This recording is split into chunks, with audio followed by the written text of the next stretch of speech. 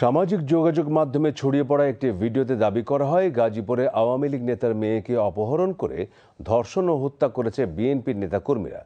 তবে ফ্যাক্ট চেকে উঠে এসেছে এই দাবি সম্পূর্ণ মিথ্যা। বিস্তারিত শাবনাজ স্মৃতির প্রতিবেদনে। গাজীপুরে আওয়ামী লীগ নেতার মেয়েকে ধর্ষণ ও হত্যার অভিযোগ তুলে একটি ভিডিও সম্প্রতি সামাজিক যোগাযোগ মাধ্যমে ব্যাপকভাবে ছড়িয়ে পড়ে। ভিডিওটি ঘিরে রাজনৈতিক উত্তেজনা তৈরি হলেও অনুসন্ধানে দেখা গেছে এটি একটি বিভ্রান্তিকর ও মিথ্যা দাবি। প্রেস ইনস্টিটিউট বাংলাদেশের ফ্যাক্ট চেক ও media research team Bangla fact জানায়, ভাইরাল হওয়া ভিডিওটির সঙ্গে গাজীপুরের কোনো ঘটনার সম্পর্ক নেই। তাদের যাচাই অনুযায়ী ভিডিওটি মূলত ফরিদপুরের কাফুরা এলাকা থেকে গত ৩০ এপ্রিল আইরিন আক্তার নামে ৭ বছর বয়সী এক শিশুর মরদেহ উদ্ধারের ঘটনার সঙ্গে সম্পর্কিত।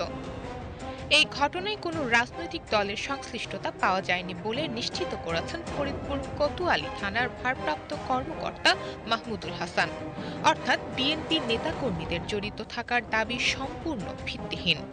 ফ্যাক্ট চেকিং প্রতিষ্ঠানগুলো বলছে, সাম্প্রতিক সময়ে সামাজিক মাধ্যমে গুজব ও অপতথ্য ছড়ানোর প্রবণতা উদ্বেগজনকভাবে বেড়েছে। বিশেষ করে রাজনৈতিক ইস্যুতে বিভ্রান্তি ছড়াতে পুরনো বা ভিন্ন ঘটনার ভিডিও নতুনভাবে উপস্থাপন করা হচ্ছে।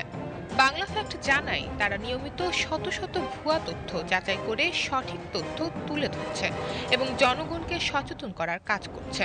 তারা বলছেন, কোনো তথ্য শেয়ার করার আগে তার সত্যতা যাচাই করা জরুরি, অন্যথায় এমন গুজব সমাজে বিভ্রান্তি ও অস্থিরতা তৈরি করতে পারে। স্বপ্না স্মৃতি, বিটিভি নিউজ।